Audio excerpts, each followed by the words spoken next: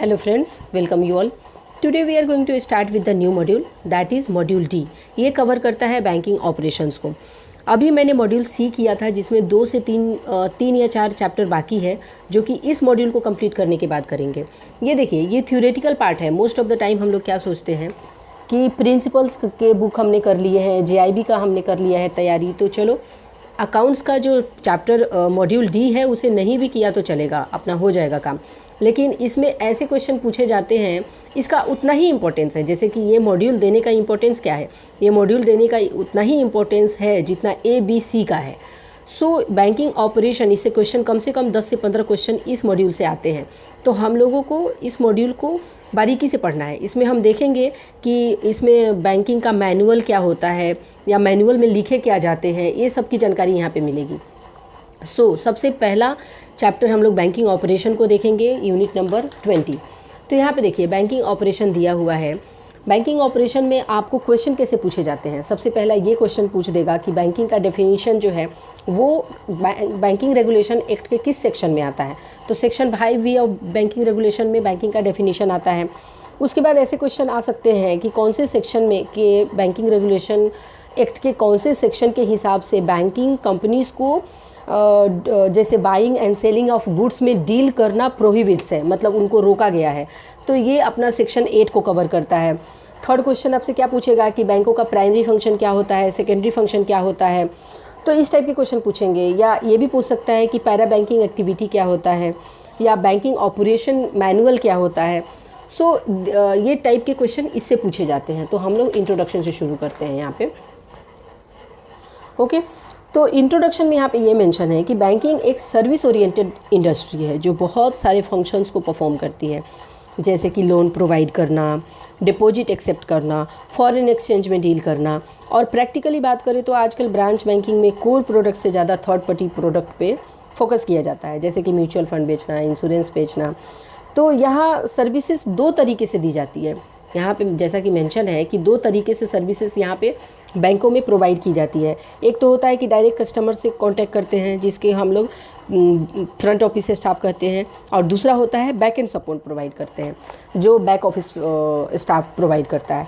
तो branch staff satisfactory services provide करते हैं, उसके लिए जो बैंकों के ऑपरेशनल गाइडलाइन है, जैसे कि KYC रिलेटेड, लोन रिलेटेड, वो सब क्लियर होना चाहिए, तभी प्रॉपर सर्विस प्रोवाइड कर सकते हैं.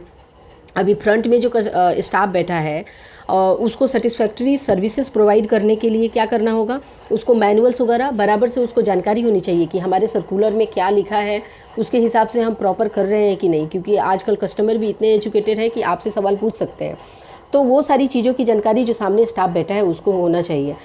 तो उसके बाद है कि फंक्शंस ऑफ बैंक. तो फंक्शन ऑफ बैंक में सबसे पहला तो बैंकिंग के डेफिनेशन को डिफ़ाइन किया है कि section 5B of banking regulation act ये डिफ़ाइन करती है कि बैंक जो है वो डिपॉजिट को एक्सेप्ट करता है और for the purpose of lending and investment.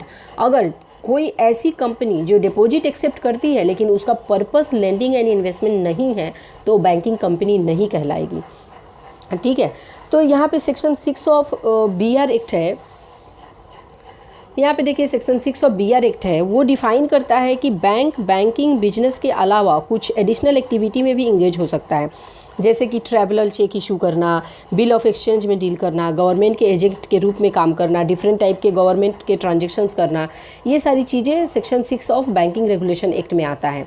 और यहाँ पे देखिए, यहाँ पे एक मेंशन है कि ऐसी कंपनी जो गुड्स मैन्युफैक्चर करता है और अपने बिजनेस को फाइनेंस करने के लिए अगर पब्लिक से डिपॉजिट लेता है तो उसे बैंकिंग कंपनी नहीं कहा जाएगा, क्योंकि बैंकिंग कंपनी का डेफिनेशन ही है कि पर्पस उसका डिपॉजिट लेने का यही होता है कि उसको लेंडिंग और इन्वेस्टमेंट किया जाए.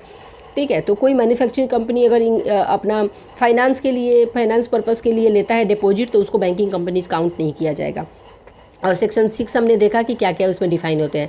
अभी उसके बाद है सेक्शन 8. तो section 8 of banking regulation act prohibits करता है ट्रेडिंग करने से, कि कोई भी बैंकिंग कंपनी ट्रेडिंग में इन्वॉल्व नहीं हो सकती है, एक्सेप्ट कुछ ऐसे कंडीशन है, except in connection with the realisation act realization of a security held by it and the connection of the business for collection of negotiating bill of exchange. अभी देखिए कुछ निगोशिएटिंग बिल ऑफ एक्सचेंज वगैरह का realisation करना है तो उसमें तो वो डील कर सकती है, लेकिन अलग से कुछ खरीद बिक्री ट्रेडिंग नहीं कर सकती है, वो सेक्शन 8 प्रोहिबिट करता है। ये क्वेश्चन पहले भी एग्जाम में आ चुका है कि कौन से सेक्शन ऑफ BR एक्ट बैंकों को ट्रेडिंग करने से प्रोहिबिट्स करता है, तो आपको ध्यान रखना है कि सेक्शन 8 प्रोहिबिट्स करता है, ठीक है। सो उसके बाद मेंशन है कि commercial bank undertake a wide variety of activity. Commercial bank जो है वाइड वैरायटी ऑफ एक्टिविटीज़ को प्रोवाइड करता है, जो देश की इकोनॉमी में एक अच्छा रोल प्ले करती है, क्रिटिकल रोल प्ले करती है और इन्वेस्टर को रिस्क फ्री इन्वेस्टमेंट ऑप्शन देती है। अभी देखिए अगर आप as a investor mutual fund में इन्वेस्ट करते हैं या शेयर मार्केट में इन्वेस्ट करते हैं तो आपके पास आपको मार्केट की पूरी नॉलेज होनी चाहिए, तो ही अपने पैसे को बढ़ा सकते हैं, अदरवाइज नहीं कर सकते। म्यूचुअल फंड में भी इन्वेस्ट करते हैं तो वहाँ पे ये लिखा होता है कि it is subject to market risk involve होता है, लेकिन बैंकों में जब भी आप FD या RD करते हैं तो यहाँ ऐसा कुछ भी लिमिटेशन या कंडीशंस नहीं होते हैं। आपको एक रेट ऑफ इंटरेस्ट स्टार्टिंग में ही दिया जाता है कि 6% या 7% का रेट ऑफ इंटरेस्ट आपको मिलेगा और आप जो भी पैसा रखेंगे उतने पे आपको ये, तो इसलिए ये इन्वेस्टर को रिस्क फ्री इन्वेस्टमेंट ऑप्शन देता है। एंड थर्ड ये बोल सकते हैं कि जब भी कंट्री में किसी भी सेक्टर्स में इकोनॉमी डिफ़िकल्टी आती है तो बैंक लिक्विडिटी पैसे को प्रोवाइड करने का एक बैकअप सोर्स होता है।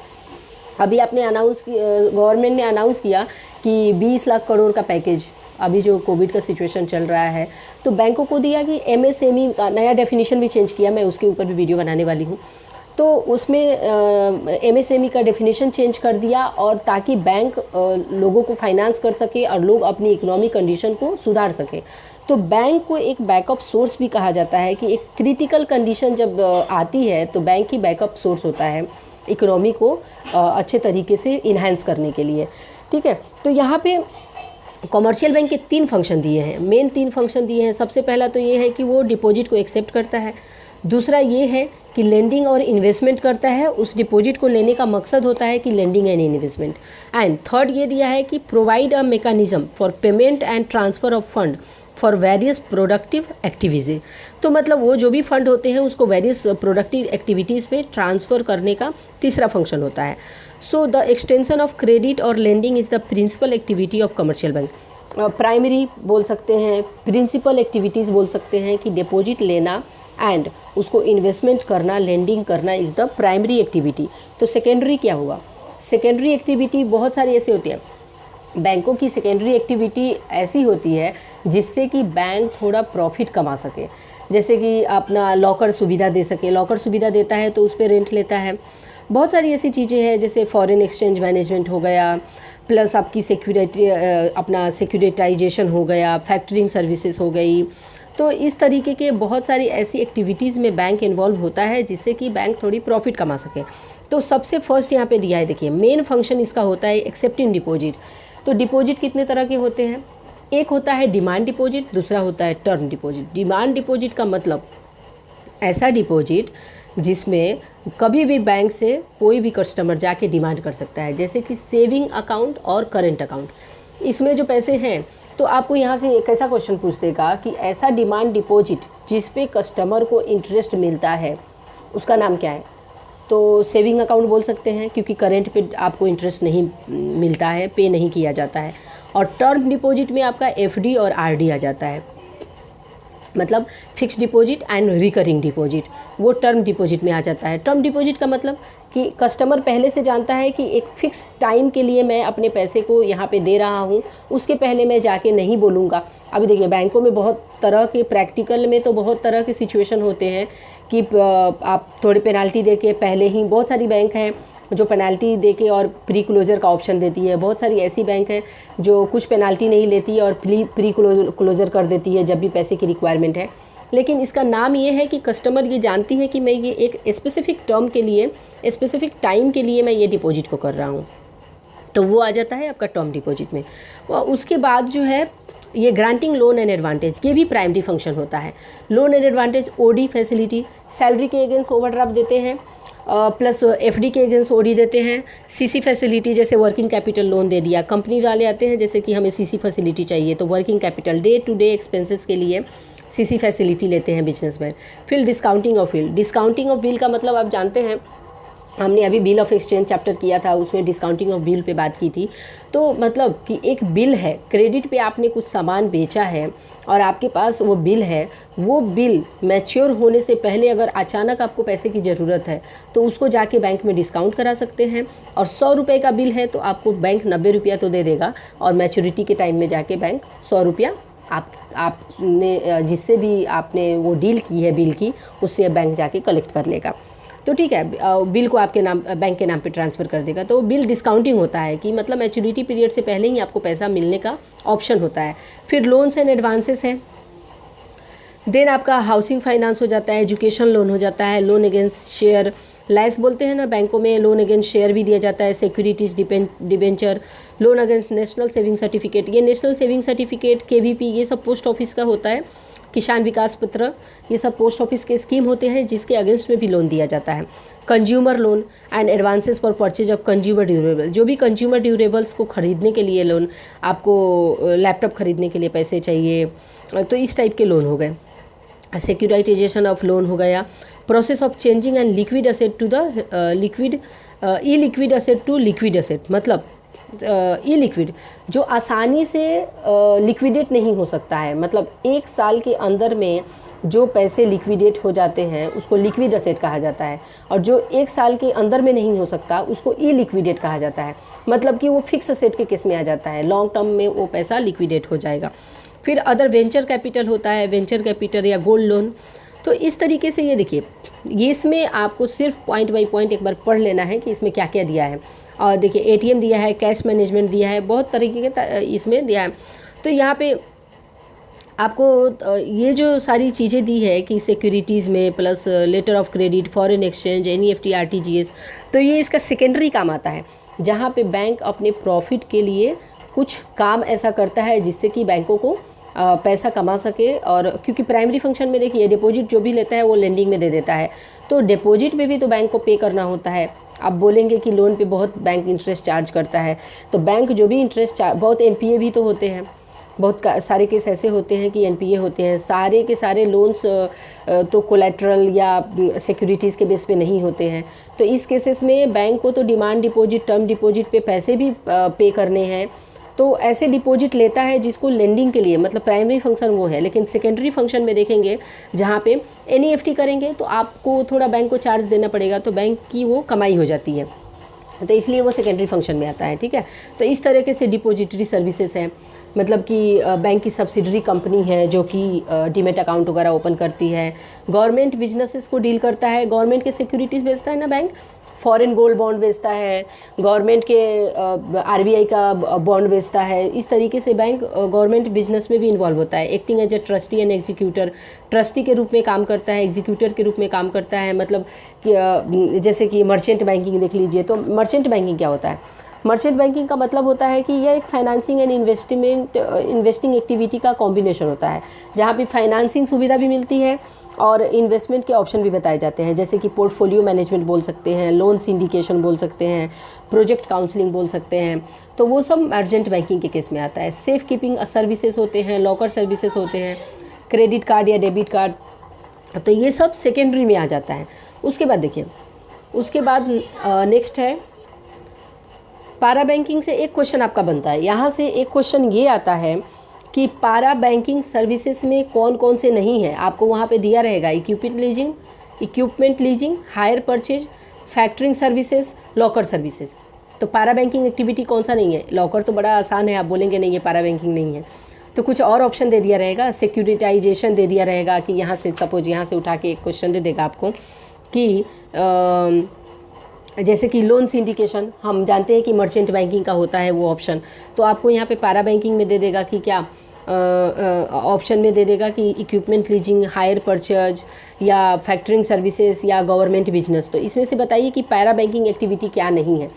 सिर्फ एक बार रीडिंग मारने की ज़रूरत है, उससे ज़्यादा कुछ देखने की ज़रूरत नहीं है, क्योंकि आपको नहीं पूछेगा कि इक्विपमेंट लीजिंग क्या होता है, आपको नहीं पूछेगा कि वेंचर कैपिटल क्या होता है, आपको ये पूछेगा कि पारा बैंकिंग एक्टिविटीज़ इसमें से कौन कौन है, कौन कौन नहीं है।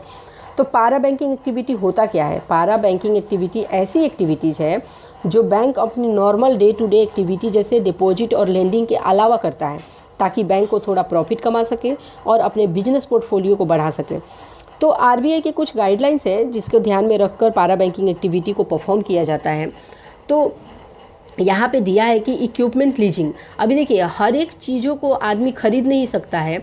अभी हम सब लोग बैंक में काम करते हैं, तो हमारा ट्रांसफ़र होता है। जैसे हम लोग एक प्लेस पे है और दूसरे प्लेस पे जाते हैं, तो वहाँ जाके हम फ्लैट तो नहीं खरीद लेते हैं, वहाँ जाके हम घर तो नहीं खरीद लेते हैं, वहाँ पे जाके हम रेंट पे रहते हैं ना। तो उसी तरीके से सारी सर्विसेज को अपने खुद का खरीद के नहीं कर सकते हैं, तो लीजिंग किया जाता है, रेंट पे दिया जाता है। तो इक्विपमेंट लीजिंग जो है पारा बैंकिंग एक्टिविटी में आता है। हायर परचेज हो गया, फैक्टरिंग सर्विसेज। फैक्टरिंग से रिलेटेड मैंने एक प्रिंसिपल वाले चैप्टर में फैक्टरिंग फॉरफेटिंग है, उसमें बहुत अच्छे से बताया है, तो वहाँ पे आप एक बार वो रेफ़र करिएगा। फिर bank can form subsidiary companies for undertaking equipment leasing hire purchase. मतलब बैंक जो है, बैंक की पारा बैंकिंग एक्टिविटीज़ को करने के लिए एक सेपरेट डिपार्टमेंट भी होता है, हो सकता है, और अदरवाइज एक सब्सिडरी फॉर्म करेगी कि ये मेरी सब्सिडरी कंपनी है जो फैक्टरिंग को देखेगी, सारे फैक्टरिंग एंड फॉरफेटिंग सर्विसेज में डील करेगी। तो इस तरीके से सब्सिडरी कंपनी भी, अब देखिए स्टेट बैंक ऑफ इंडिया है, एसबीआई है, तो एसबीआई लाइफ इंश्योरेंस भी है, उसकी subsidiary company. SBI mutual fund भी है, उसकी सब्सिडरी कंपनी। सब्सिडरी कंपनी कैसे बनता है? जैसे 51% से ज़्यादा शेयर एसबीआई का होगा और 51% तक उसका होगा या उससे ज़्यादा हो सकता है, और बाकी शेयर जो ग्रुप में होगा, लिस्टेड है, तो लोगों के भी, आप और मेरे जैसे लोगों के भी शेयर हो सकते हैं उसमें। तो ये हो जाता है कि सब्सिडरी कंपनी भी उसकी होती है। उसके बाद है इन्वेस्टमेंट इन वेंचर कैपिटल फंड। तो वेंचर कैपिटल फंड में इन्वेस्टमेंट करना, ठीक है। तो नेक्स्ट हो जाता है म्यूचुअल फंड। म्यूचुअल फंड आपको जानते हैं, जैसे मैंने बताया ना कि एसबीआई म्यूचुअल फंड है, तो इस तरीके से बहुत सारी ऐसी बैंक है जो अपनी सब्सिडरी म्यूचुअल फंड की कंपनी अलग से खोल रखी है और उसके प्रोडक्ट बेचते हैं। फिर होता है मनी मार्केट म्यूचुअल फंड। अब देखिए, म्यूचुअल फंड और मनी मार्केट म्यूचुअल फंड में क्या फ़र्क है? यहाँ पे देखिए, म्यूचुअल फंड को रेगुलेट सेबी करता है, securities and exchange board of India, और मनी मार्केट को रेगुलेट कौन करता है? अपना आरबीआई करता है। तो यहाँ पे दोनों मिक्स है।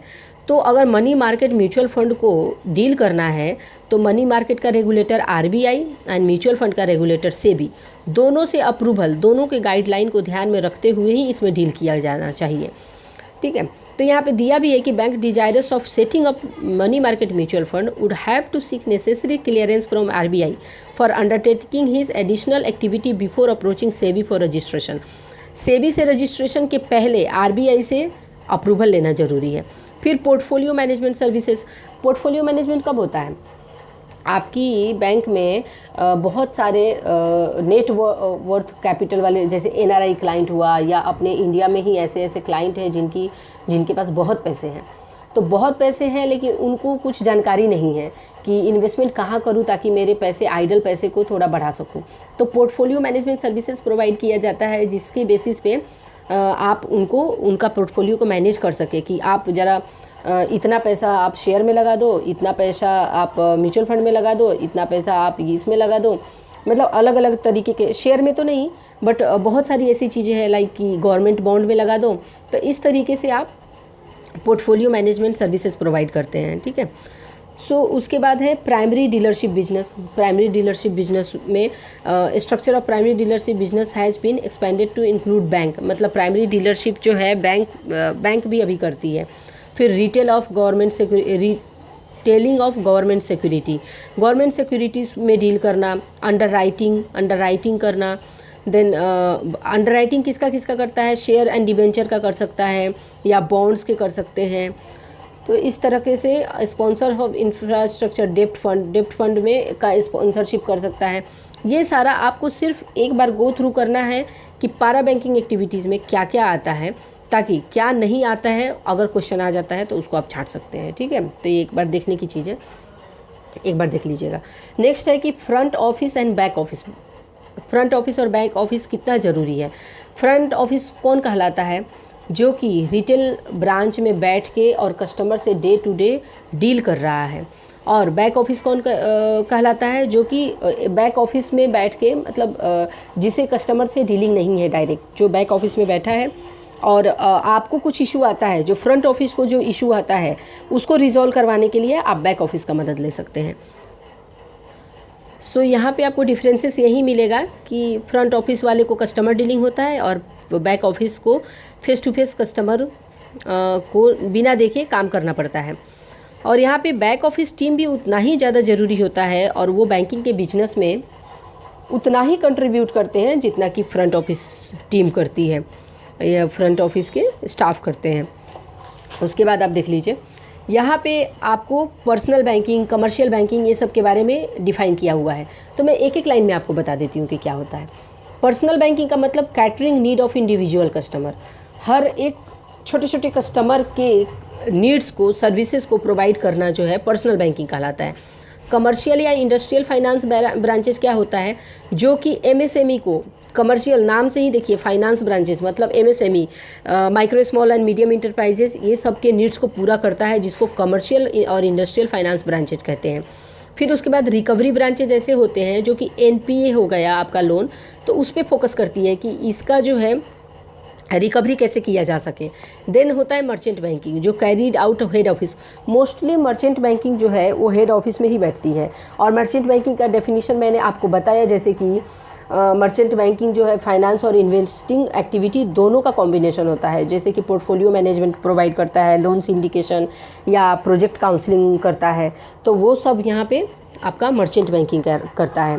और यहाँ पे हमने एक टर्म देखा था, वेंचर कैपिटल देखा था हमने। यहाँ पे देखिए वेंचर कैपिटल हमने फंड देखा था। तो वेंचर कैपिटल फंड होता क्या है, यह एक प्राइवेट इक्विटी की तरह होता है। जब कोई स्टार्टअप को पैसे की ज़रूरत होती है, एक मान लिए कि एक एबीसी कंपनी या कोई एक पर्सन, अभी जैसे स्टार्टिंग देखिए फ्लिपकार्ट आया था, फ्लिपकार्ट के जो ओनर हैं मिस्टर बंसल, दोनों ब्रदर हैं जिन्होंने फ्लिपकार्ट को शुरू किया था। तो स्टार्टिंग में किसी को नहीं मालूम होता है कि मेरी कंपनी कितना ग्रो करेगी, बट अगर वो मेहनत किया, अच्छा टाइम के हिसाब से उन्होंने डिसाइड किया, तो ज़रूर वो स्टार्टअप एक दिन बड़ी कंपनी में कन्वर्ट हो जाती है। सो स्टार्टअप है और उसमें पैसे की ज़रूरत है और उनके पास पैसे नहीं है, तो बैंक उसमें लॉन्ग टर्म के लिए इन्वेस्ट कर सकती है। तो ये एक प्राइवेट इक्विटी की तरह होता है कि जब कोई स्टार्टअप को पैसे की ज़रूरत है और बैंक उसमें पैसे लॉन्ग टर्म के लिए इन्वेस्ट करती है, तो फिर वो वेंचर कैपिटल कहलाता है। ठीक है, तो ये ध्यान में रखिएगा यहाँ पे कि वेंचर कैपिटल क्या होता है। तो उसके बाद हमने देख लिया कि ये personal banking, industrial banking, recovery और मर्चेंट बैंकिंग क्या होता है। उसके बाद हम देखते हैं आउटसोर्स ऑफ बैंक। बैंक क्या क्या आउटसोर्स कर सकती है और क्या क्या आउटसोर्स नहीं कर सकती है, और आउटसोर्सिंग कहते किसको है। अब देखिए कोई भी बैंक है तो सारे अपने काम के लिए एम्प्लॉय हायर नहीं कर सकती है, क्योंकि एम्प्लॉय का कॉस्टिंग ज़्यादा हो जाएगा। तो बैंक जितना कमाएगी नहीं उतना पे करेगी, तो फिर वो लॉस में जाएगी। तो इसलिए बहुत सारी एक्टिविटी ऐसी होती है जो थर्ड पार्टी से आउटसोर्स करती है। जैसे बैंक अपना कस्टमर केयर का जो बीपीओ चलाती है, तो बैंक वो थर्ड पार्टी से हायर कर सकती है कि ठीक है, बैंकिंग के सारे सर्विसेज तो आपको टाइम पे मिलता ही है, प्लस बैंक की गैलरीज़ होते हैं, छोटे छोटे ई गैलरीज़ जहाँ पे आप ले सकते हैं। उसके अलावा भी घर बैठे अगर आपको कुछ परेशानी है तो आप आईवीआर के थ्रू, फ़ोन कॉल के थ्रू कॉल करिए और आपको जो है सर्विसेज मिल जाएंगे। तो कॉल सेंटर को आउटसोर्स कर सकती है। जब और दूसरा देखिए, बैंक का जो नियरेस्ट एटीएम होता है उसमें तो बैंक के एम्प्लॉय पैसे डाल देते हैं, बट बैंक का जो दूर ऑफ साइट एटीएम होता है, ऑफ साइट में एटीएम के पैसे कौन डालेगा। तो बैंक आउटसोर्स करती है, आउटसोर्स फैसिलिटी लेती है, जिससे कि वो कैश मैनेजमेंट सिस्टम होता है जो कि आपके एटीएम में, बैंकों के एटीएम में पैसे डालेगा, तो वो भी आउटसोर्स करती है। सो अगर आपको डेफिनेशन पढ़ना है तो यहाँ पे दिया है कि बैंक में आउटसोर्सिंग का मतलब कि बैंक यूज थर्ड पार्टी को हायर करके और अपने सारे सर्विसेज को, एक्टिविटीज़ को परफॉर्म करती है, तो उसको आउटसोर्सिंग कहा जाता है। तो आरबीआई का कुछ गाइडलाइन है जिसके हिसाब से ऐसी एक्टिविटी जो आउटसोर्स नहीं कर सकता है वो क्या क्या है। तो बैंक क्या क्या है यहाँ पे एक बार देख लीजिएगा कि क्या क्या एक्टिविटी वो नहीं कर सकती है। ऐसे जैसे कि एकदम कोर बैंकिंग से रिलेटेड, जैसे ऑडिट हो गया, रिस्क मैनेजमेंट हो गया, या बहुत ही ज़्यादा कॉन्फिडेंशियल चीज़ें हो गई, उसको बैंक आउटसोर्स नहीं करती है। और आरबीआई भी ऐसी गाइडलाइन उन्होंने नहीं बनाया है जो कि बैंक को परमिट करे कि आप ऐसी चीज़ों को भी आउटसोर्स करें। तो जैसे बोर्ड ऑफ डायरेक्टर के रोल हो गए, ये आउटसोर्स नहीं कर सकते, ये बैंक को रखना ही पड़ेगा। रिस्क हो गया, रेगुलेटरी एंड सुपरवाइजरी परव्यू हो गया, फिर आउटसोर्सिंग एग्रीमेंट हो गया। अब आउटसोर्सिंग एग्रीमेंट करना है तो ये भी बैंक का कोर एक्टिविटी में आता है। तो इस तरीके से ये इसका लिस्ट दिया हुआ है। और कौन सी एक्टिविटीज़ नहीं ले सकती है, तो उसमें एक टर्म दिया है कि जैसे डिसीजन मेकिंग करना है, बैंकों में डिसीजन मेकिंग करना है, इंटरनल ऑडिट करना है, कंप्लायंस फंक्शन है, केवाईसी रिलेटेड कुछ चीज़ें हैं, तो इसके लिए आउटसोर्स नहीं कर सकती। अभी देखिए, डिटरमाइनिंग कंप्लायंस ऑफ केवाईसी का कंप्लायंस करना चाहती है तो उस केसेस में आउटसोर्स नहीं करती है।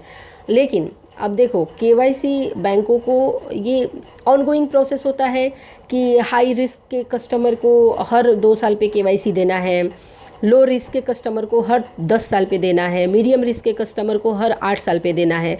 तो ये तो ऑनगोइंग प्रोसेस हो जाता है केवाईसी का। तो कुरियर सर्विसेज यूटिलाइज़ कर सकती है, उनको बोल सकती है कि आप केवाईसी का फॉर्म डोर स्टेप से कलेक्ट करके आप मुझे दे सकते हो, बट उसके कंप्लायंस को बैंक आउटसोर्स नहीं कर सकती है। ठीक है, तो इस तरीके का एक्टिविटी हो जाता है। फिर रिस्क एसोसिएटेड विथ आउटसोर्सिंग, अगर आउटसोर्स करेगी तो क्या क्या रिस्क आ जाएगा। रिस्क ये आएगा कि requirement to process high volume of transaction with a short time through the large scale use of IT, ये एक बैंक के लिए एक रिस्क हो जाता है।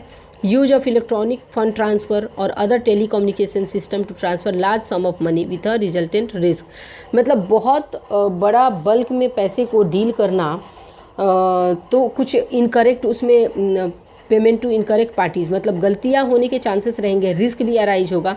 तो यहाँ पे दिया है कि क्या क्या रिस्क हो जाती है वो सर, जैसे इंट्राडे पेमेंट सिस्टम हो गया, तो ये आउटसोर्सिंग में ये सारे रिस्क हो जाएंगे। ठीक है, तो उसके बाद है need for clear formal operating instruction in bank, बैंकों में एक क्लियर ऑपरेटिंग इंस्ट्रक्शन होना चाहिए जिसके बेसिस पे, अभी हमने डिस्कस किया ना कि जो भी स्टाफ बैठते हैं उनको इतना ट्रेनिंग दिया होना चाहिए और उनको मैनुअल सर्कुलर उनके सामने होना चाहिए जिसे कि वो देखे और समझ जाए कि ठीक है, मुझे इस बेसिस पे ही अपने सर्विसेज प्रोवाइड करने हैं। तो बैंकिंग ऑपरेशन मैनुअल ये काम करता है। ठीक है, तो यहाँ पे आप देखिए कि यहाँ से एक क्वेश्चन पूछा जा चुका है ऑलरेडी कि बैंकिंग ऑपरेशन मैनुअल क्या होता है। तो banking operation manual prepared with a view to provide a ready guideline to effect to officer and staff of the bank in day to day banking operation, जो भी सामने staff बैठा है या बैकएंड में स्टाफ जो काम कर रहा है, तो उसको day to day banking operation कैसे प्रोवाइड करना है उसके बारे में सारा ऑपरेशन मैनुअल दिया होता है और उसको स्टाफ को पढ़ लेना चाहिए कि इस बेसिस पे मुझे सर्विसेज प्रोवाइड करना है। अब देखिए, एग्जाम्पल से मैं एक बताती हूँ कि आपके बैंक में ये दिया गया है कि बियरर चेक को थर्ड पार्टी पेमेंट नहीं किया जाएगा।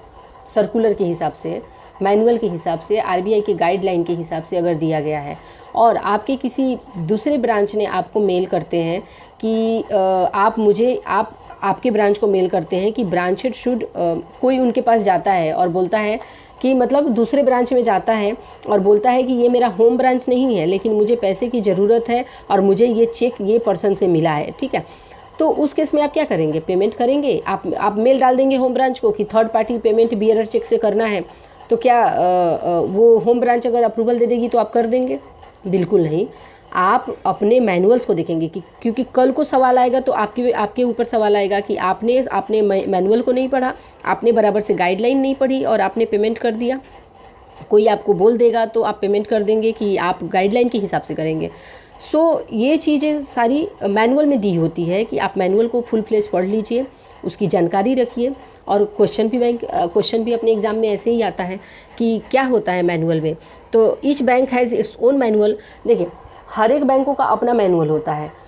गाइडलाइन तो आरबीआई ने दिया, करता धरता तो आरबीआई है, आरबीआई ही गाइडलाइन देगा। वो उसी अपना आरबीआई के गाइडलाइन मैनुअल के हिसाब से हर एक बैंक अपना थोड़ा बहुत मॉडिफिकेशन करके कि कैसा सिस्टम अप्रोच वो फॉलो कर रहा है उसके हिसाब से अपने अपने मैनुअल तैयार करते हैं। ठीक है, तो ईच बैंक का अपना एक तो सारे बैंकों का अपना बैंकिंग ऑपरेशन मैनुअल होता है जो कवर करता है फंक्शन परफॉर्म बाय इट, कि वो बैंकिंग क्या फंक्शन परफॉर्म करती है वो लिखा होता है। While the basic structure of the manual of each bank is similar, सारे बैंकों का मोस्टली बेसिक स्ट्रक्चर सेम होता है, बट कुछ लीगल फ्रेमवर्क है जो and based on the same legal framework and guideline. The difference are because of specialized product and policy practices based on the peculiar condition of each bank। अभी बोला ना मैंने कि आरबीआई के guideline के हिसाब से ही लीगल फ्रेमवर्क उनका सब सेम होना चाहिए, सिर्फ थोड़े बहुत चेंजेस होंगे क्योंकि उनकी प्रोडक्ट अलग है या प्रैक्टिसेस अलग हैं, तो हल्का फुल्का चेंज रहेगा। तो ये बैंकिंग ऑपरेशन मैनुअल किसके लिए होता है? ये जो होता है इंटरनल स्टाफ के लिए होता है। ये भी क्वेश्चन पूछा जा चुका है। अभी हर बार अलग अलग क्वेश्चन पूछते हैं तो इतने में से ही घुमा फिरा के पूछते हैं, तो उसमें ये पूछा जा चुका है कि अपना बैंकिंग ऑपरेशन मैनुअल किसके लिए होता है? तो अपने इंटरनल बैंक के स्टाफ के लिए होता है। ठीक है, तो content of banking operation manual, इस पिछले पैराग्राफ में ये मेंशन था कि banking operation manual of a bank contain operating instruction for the staff और all the activity undertaken by. Bank क्या एक्टिविटी अंडरटेक करती है उसके बारे में मैनुअल में लिखा होता है, वही उसका कंटेंट होता है। जैसे कि एग्जांपल यहाँ दिया है कि अगर कोई बैंक इंगेज करती है पोर्टफोलियो मैनेजमेंट इसके क्लाइंट के लिए, there will be separate operating instruction for that. अगर कोई बैंक पोर्टफोलियो मैनेजमेंट नहीं करती है तो उसमें नहीं लिखा होगा। आरबीआई तो ओवरऑल गाइडलाइन पास करेगा। अब आपकी बैंक वो मैनेज करती है तो आपका बैंक उसके हिसाब से, आपका जो ऑपरेशन डिपार्टमेंट है, जो बैंकिंग ऑपरेशन डिपार्टमेंट होता है जो मैनुअल को तैयार करता है, तो उसके हिसाब से ये तैयार करेगा कि मेरी बैंक जो है फैक्टरिंग सर्विसेज में भी है, पोर्टफोलियो मैनेजमेंट में भी है, मर्चेंट बैंकिंग भी करती है, तो इस हिसाब से चेंजेस हो गए। ठीक है, तो ये एग्जांपल में वही बताने की कोशिश की है कि अगर आपकी बैंक पोर्टफोलियो मैनेजमेंट क्लाइंट का हैंडल करता है तो सेपरेट ऑपरेटिंग इंस्ट्रक्शन उसके लिए दिया होगा।